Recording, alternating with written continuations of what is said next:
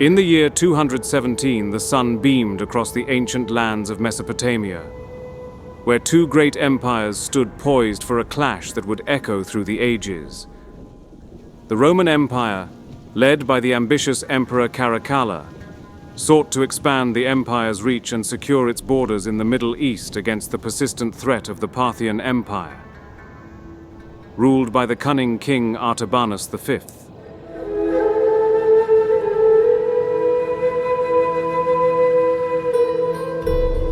Tensions arose between the two empires, as Caracalla had murdered Parthian diplomats that had arrived to offer diplomatic terms to the Romans before any conflict could arise.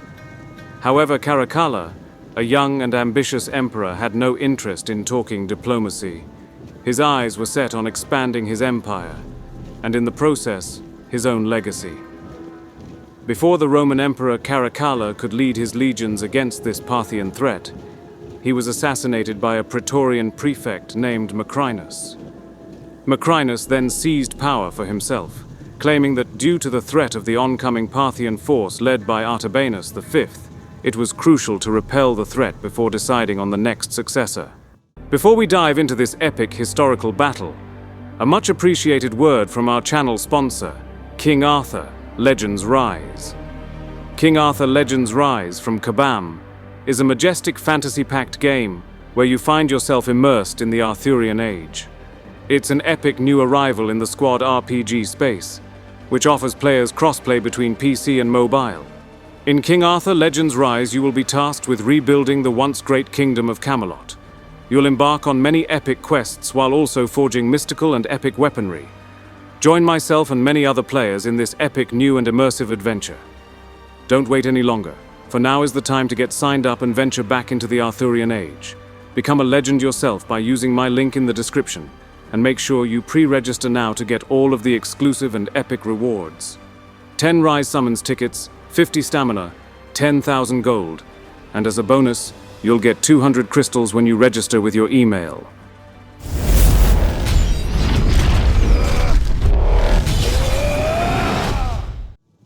As the sun dipped below the horizon, the two armies approached one another on the dry plains near the city of Nisibis, a strategic stronghold on the edge of the Roman Empire. The city of Nisibis, located in modern-day Turkey near the Syrian border, served as a vital stronghold for the Romans in their eastern provinces. Its strategic position allowed control over trade routes and military movements.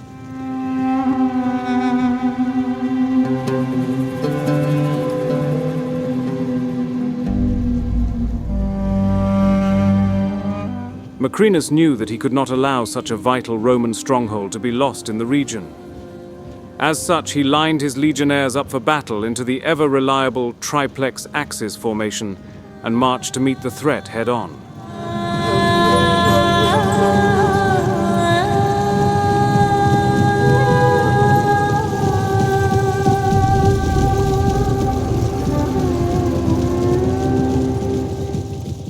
Artabanus's Parthian force was made up entirely of cavalry, primarily light horse archers whom led the lines, heavy horse cataphracts in support, and lastly heavily armored camel riders at the rear.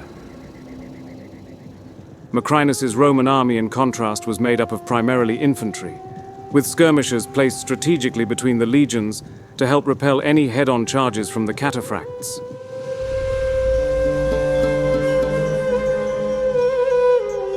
As the two forces converged near Nisibis, the Romans, relying on their heavy infantry formations, prepared for a pitched battle. The Roman force was made up almost entirely of infantry. The Parthians, on the other hand, had a force of entirely cavalry, primarily light horse archers.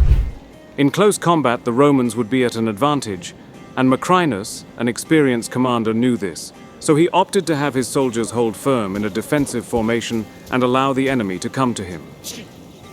The Parthians, renowned for their cavalry tactics, positioned their mounted archers into position to pounce on the Roman front lines, and with that they surged forward, harassing the Roman infantry with volleys of arrows.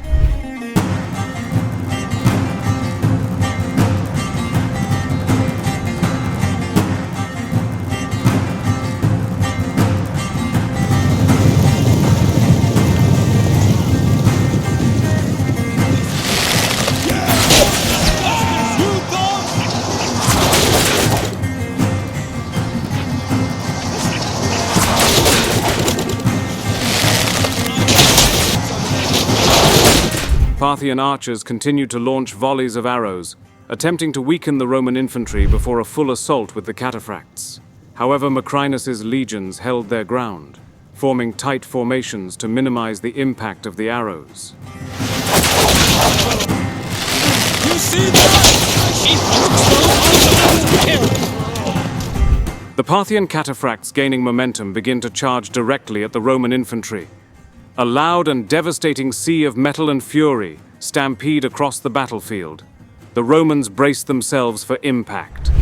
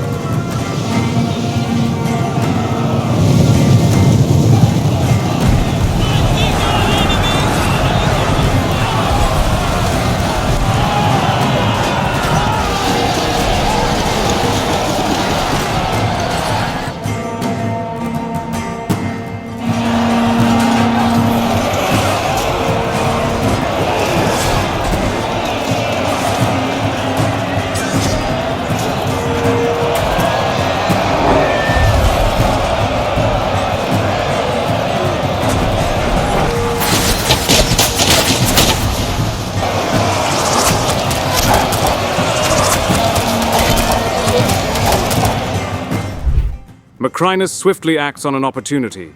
He sends some cavalry and infantry to flank the cataphracts and cut down the light Parthian horse archers. Before they have any time to react, the light Parthian riders are caught off guard and dealt a heavy blow.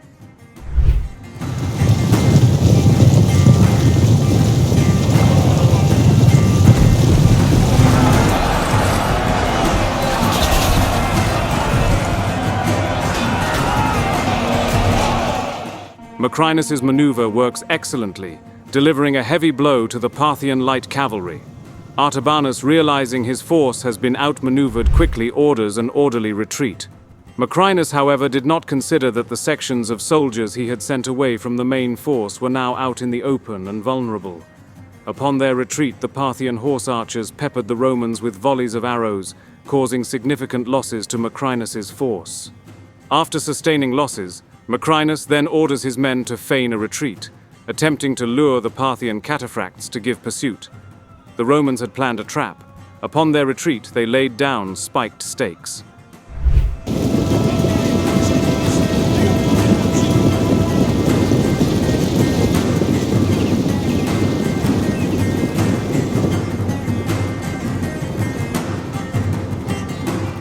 Artabanus fell for the trap. He ordered his heavy cavalry forward to give pursuit to what he thought was a fleeing enemy. The cataphracts were unable to see the traps the Romans had laid due to heavy amounts of dust that littered the battlefield. They charged head-on into the spikes, causing many of their riders to be dismounted.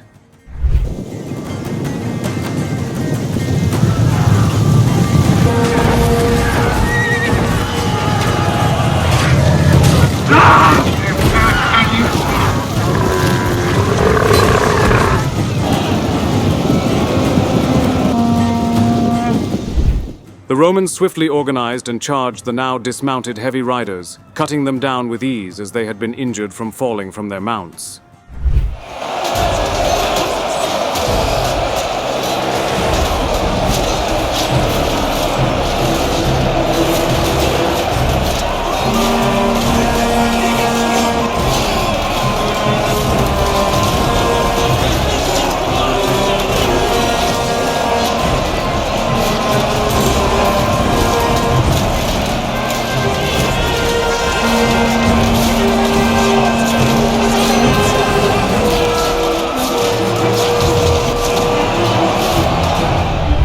On the third and final day of the battle, Artabanus was eager to put an end to the fighting.